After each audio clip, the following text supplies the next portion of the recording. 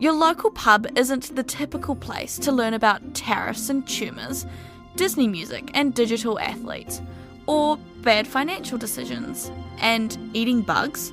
But on the 25th of August, 20 academics will be giving pub lectures across Auckland on exactly those topics and more. Kia ora, I'm Shalise Tansey, and today on The Detail, Auckland Uni's Raising the Bar event. The series is now in its 10th year. The idea started in New York and is now global, with academics giving lectures to the public in pubs. On this episode, I'm getting a small taste of 3 of the lectures. One of the most important things for people is the first time they ever try an insect, it should be something that's been cooked by a chef that's aware of the sort of palates of the culture that we're in, so that they get a really nice first experience. People who smoke do not cost more than others. People who smoke cost less than others. Because they live shorter lives, because smoking is so bad for you, that means they actually use up less healthcare resources than people who don't smoke, and they don't collect their pensions. I hate losing way more than I love winning. People hate losing 1% way more than they love winning 1%. First up today, we should apparently be eating more insects. Dr. Neil Burrell, a research fellow at the University of Auckland, will be presenting his Grubs in the Pub talk. So I'm going to be talking about eating insects and why that's such a hard sell. So insects have been on the menu for basically as long as there have been people around, and now they've been put forward as a novel protein source that could help people with food security as sort of global population grows. But for a lot of people, that idea is still really confronting. So I'm sort of looking at the challenges of promoting insects as an answer to a growing population, and then sort of bringing it closer to home and looking at how insects as food are perceived here in Aotearoa and some of the sort of insects that have been used in New Zealand. I'm going to be honest, I read your little blurb about your pub lecture. Don't know how keen I am to eat bugs. No, fair enough. It's definitely something, it takes a bit of convincing for a lot of people, so that's perfectly normal. What do you think it is about people's hesitation towards eating bugs? Because I feel like, we have animals that live outside and they roam the pastures and eat grass and all that sort of thing. Why do you think people are so hesitant to try insects? I think, from my survey, the words that kept coming up as to why people didn't like eating insects was things like, I don't like the idea of the eyes looking at me, or the legs, or that they look slimy, things like that. So I think there's a very visual side of things. But then there's also sort of a learned cultural response where perhaps as a child and you might be inquisitive and touching an insect or a spider or something like that, and your parents might have gone like, "Oh, don't touch that, that's dirty." So people might have learnt their association and applied it to all insects as well. So why did you choose this particular topic as your pub lecture?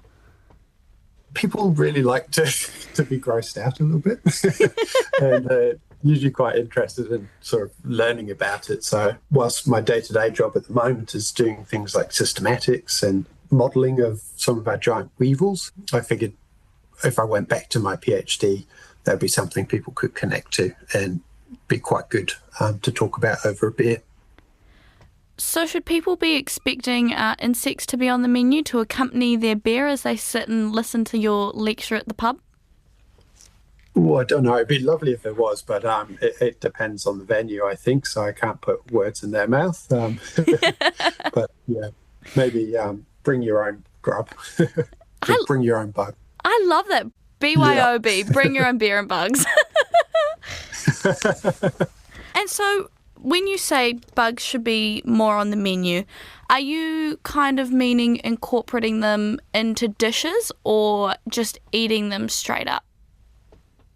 Definitely incorporating them into dishes. So one of the most important things for people is if the first time they ever try an insect, it should be something that's been cooked by a chef that's aware of the sort of palates of the culture that we're in, so that they get a really nice first experience. The insects themselves, there's sort of over 1,500 insects consumed around the world, different species that is. And I've tried about 20 of them, and they all have different flavors and different textures. So there's a real sort of variety if you're into eating and want to try something new. They're a good option to try. What's been your favourite insect that you've tried? Definitely the cicada. They feed on the roots of plants for a long period of time, and then as they emerge, when I was in Japan, a professor had gone around and collected them and then let me try one, and they taste kind of like an edamame bean. They're sort of just really fresh and beany flavoured and pop in your mouth. So they're quite tasty. Oh, I don't know how I feel about pop in the mouth sensation.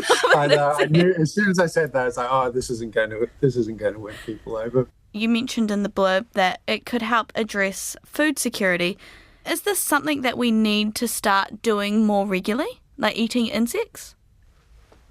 Possibly. So I think with the food security side of things, that's where the recent push has been from the Food and Agricultural Organisation. So back in sort of 2012, there's a paper published suggesting that this could be a great way to meet future demands of food as the population grows.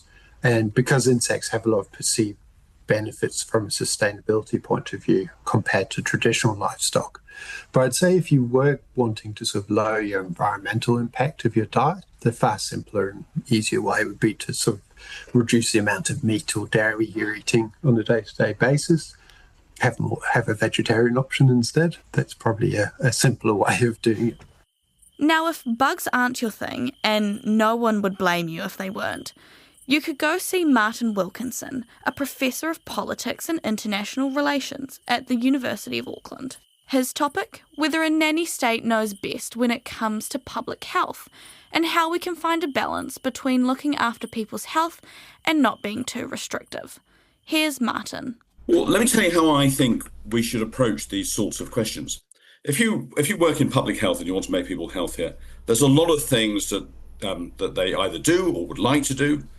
Some of these things are pretty uncontroversial, like giving information. You know, this sort of a thing is unhealthy, or if you try this, it raises your cancer risk, or it's a good idea to eat lots of fruit and vegetables. That's fine.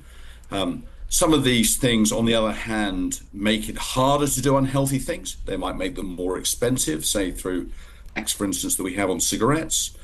They might make them harder to get hold of. They're hidden from view. Restrictions on how many fast food outlets or liquor stores you're allowed to have, so they make it harder to get, or they might simply ban certain kinds of things and prevent people having them at all. And the way I think about it is this: if you're going to stop people doing what they otherwise might want to do, stop them doing something that they think they've got a reason to do, then the first question to ask is, why are you doing it?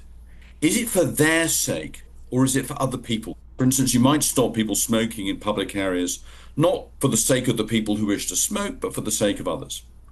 But a lot of these policies, well, they're really going to have to depend upon saying, well, we're going to stop people doing things for their sake. So the next sort of question is, okay, well, why? And if the answer is make them healthier, then I think we say, okay, first of all, why do you think that? And secondly, what makes you think you're going to make them better off by making them healthier? Health isn't the only thing that matters in people's lives.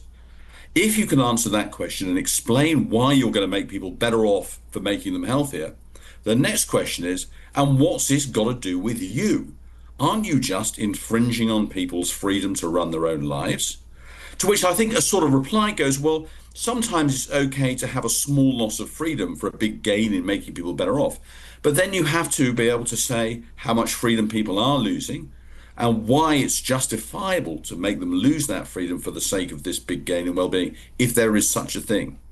And as it happens, I think a lot of, it's not all, but a lot of what public health people would like to do in the way of restricting people's options or making unhealthy things harder to get probably don't make people better off. And they also infringe on their autonomy in a way that is unjustifiable. So then I guess that raises the question of, to a certain degree, do we just take these restrictions or complete bans away? Because I think about, for instance, smoking. You know, recently we've had a lot of the black market become exposed and how people are easily being able to get black market cigarettes. Black market cigarettes are being openly sold at heavily discounted prices, undermining one of the biggest barriers to smoking, the cost. The illicit packets of cigarettes and bags of loose tobacco have none of the health warnings, carry no information about quitting or the hefty excise tax. So does it get to a point where we just need to say, okay, look, you want to make these choices, go out and do it? Or does there still need to be some of that balance? Well, it depends what you're balancing here. If you're restricting people's options or trying to, and it completely backfires because everyone goes smoking rubbishy black market cigarettes and you don't get any tax revenue, then, that's the end of it, really. There's no point in doing it. I don't think, in fact, that's probably true in a lot of cases. But if you've got a public health sort of restriction on people's options that simply fails or has disastrous consequences, like the prohibition of alcohol in the United States 100 years ago, well, then, there isn't a balance. It's just a bad idea. Suppose it does do some good, in the sense that people actually do reduce, let's say they're smoking or they're drinking or whatever you're trying to achieve. Then you have the sorts of questions I'm asking. What makes you think they're better off for this, given that they would like to smoke or drink? And maybe you can give some kinds of reasons, and maybe you can't. If you can, would you then have a good reason to ask the next question, which is, why would we want to restrict their freedom in this way, and how big a restriction is it? So do we just let people learn from their actions? I guess maybe, but the assumption I think that you're making is that they are making a mistake when they're consuming these things. But maybe they're not. So, some people really like smoking. Some people really like sugary drinks. Some people like buying unhealthy fast food because it's cheap and because it's quick. And being cheap and quick, they're two good reasons to buy this sort of stuff if you don't have very much money and you don't have very much time. So it's not necessarily that people are making mistakes or acting irresponsibly when they do these things. If they are doing these things, then I think, okay, so you really do have people who are making mistakes. Somehow they're acting against their interests. Maybe they're given to temptation or something. Then I think, I wouldn't want to say it's not the government's responsibility at all to do anything about this. But what the government ought to do is going to be partly set by how much it's proposing to interfere with people making decisions about their own lives. Some things that governments do are more interfering than others. If you try and discourage people from drinking alcohol by putting a tax, which of course we have on alcohol, that's one thing. If you try to discourage people from drinking alcohol by giving them 50 lashes if they're caught with a bottle of whiskey, that is much, much worse. But then I also guess it raises the question of, if over time these people are doing, if they're smoking, if they're eating high amounts of sugar or eating a lot of fast food, and that impacts their health over a long period of time, later on they might need to go to the hospital to be treated for these things, which then is ended up paying through taxpayer dollars, for instance. Looking to the long term, is it better, I guess, to put in these implementations so that people stay healthier, so that in the long term they don't end up in hospital and things like that? So here I think your thought is, look, the reason we try to make people healthier is not, let's say, for their sake. It's for the sake of other people. In the example you get, that way they'll use up less money, fewer taxpayer dollars, fewer hospital visits, that sort of a thing. And so this is a kind of argument which is often put forward. So that's why I said some way earlier. Well, the first thing when somebody's proposing to make it harder to get hold of something unhealthy is say, why are you doing this? Is it for the sake of the people you're restricting, or is it for the sake of others? And you're giving a kind of sake of others reason. In which case you then have to ask, well, is it really true that people would be better off if you stopped some people acting in an unhealthy way? Would it really save money? And the answer is sometimes probably yes. But in other cases, it is no. And no is what is the case for smoking. Because, it's a kind of brutal reason, and I'm not saying this is a good reason for not restricting smoking, but it's nonetheless true. People who smoke do not cost more than others. People who smoke cost less than others. And they cost less than others because they live shorter lives. And because they live shorter lives, because smoking is so bad for you, that means they actually use up less healthcare resources than people who don't smoke, and they don't collect their pensions. So we want to be very careful about this. Let's stop people doing things that cost other people money kind of argument, because on this kind of view, we would subsidise smoking instead of taxing it. Last today, we've got Dr. Hertjan Verticht, a senior lecturer of finance at the University of Auckland, explaining why smart people still make bad money decisions. My co-author and I wrote a book, What Smart Investors Do Differently. What we mean by that title and by the smartness is, are you aware of the biases you're exposed to? So to your question, like smart, we mean aware of behavioral tendencies that you have in order to prevent yourself from making irrational or less intelligent mistakes. When people make these decisions, is it just because they're being irrational or aren't, thinking through these decisions? Not per se. So some things are, by definition, irrational. There are some things that is still considered to be rational. However, we have some tendencies, for instance, to overemphasize events that are readily available to us. Or people overemphasize or over-remember good traits and under-remember bad traits. So it's not per se that it's irrational, it's just like you have a limited attention span, you have limited capacity to process information. So some people process that information differently relative to others. What the presentation is about is basically what are people exposed to, what mistakes do people make, and just to make sure that everybody's aware of some of the behavioral tendencies that people have. And so when you're talking about these financial decisions, are you specifically meaning investments? Not per se. So there are some which are also about decisions related to the purchases of housing. So it's definitely bigger decisions. So housing is one. It relates a lot to financial markets. So I won't really go into detail regarding consumer decisions. But there are some parallels you can take from financial markets to also whatever you see in the supermarket. Are people making these not so wise financial decisions frequently? Like, is that why we need a whole lecture on this?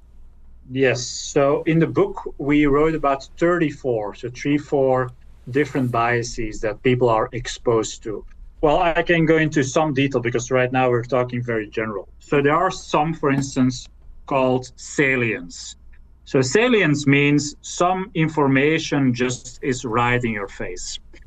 So and a good example of this is if you open the newspaper on the financial pages, you see the stocks that performed very well yesterday and very poorly yesterday. That is salient information. So it's not per se irrational to focus on this, but research shows if you do focus only on these categories, being winners and losers, that you miss out on a huge amount of return. So those stocks that aren't readily available to you actually have a better performance relative to those that are available to you. Dr. Verdict says there are other personal biases that also catch people out. One of the things we talk about in the book is loss aversion. That means that people hate losing 1% way more than they love winning 1%. So I'm also prone to this, definitely. I hate losing way more than I love winning. So one of the things I do is every 2 weeks, I get my wage on my bank account and I buy an exchange-traded fund, so just a tracker of the market every 2 weeks. So that means I buy when the market is high and I buy when the market is low. So I don't try to time this. I'm not overconfident in my ability of beating the market, but also I'm not prone to this loss aversion because I buy when it's high, but also I buy when it's low. So it balances out in the end. So I'm aware of these behavioral biases and I try to adapt my strategy according to these biases. And what could people do to start recognising some of those personal biases that they might have?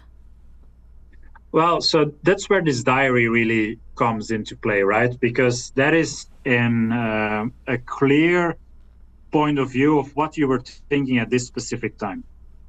So one of the things people are exposed to, and especially men are overconfident in their own ability, way more than women. So writing down all of these things makes it very clear how much trading you are doing. Some people overtrade. And you can clearly tell at very specific points in time, like what you're doing. If you have to really write down why you buy a specific stock, maybe it is because there's new information. And then it becomes very obvious for you that you're trading on just information rather than have an entire investment case built upon it. So this diary is very silly, but makes you aware of all of the things you are doing and you're potentially doing wrong. So where should people start if they want to start consciously making those good financial decisions? So our book is only in Dutch, so normally I would say buy the book.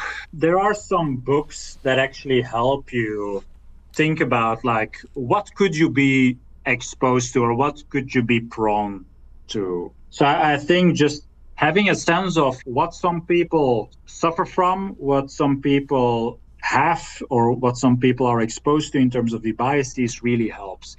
And then you can still determine whether or not you should focus on these things a bit more or a bit less. I think reading about it and knowing about it is already one step in the right direction. For more information on all of the pub lectures that are taking place, go to www.rtbevent.com/Auckland 2026. That's it for today. The Detail is a newsroom production supported by RNZ and New Zealand On Air. Thank you to Martin Wilkinson, Dr. Neil Burrell, and Dr. Hertian Verdict. This episode was produced by Gwen McClure and engineered by Chris Wethy. I'm Shalise Tansey, Mā te wā.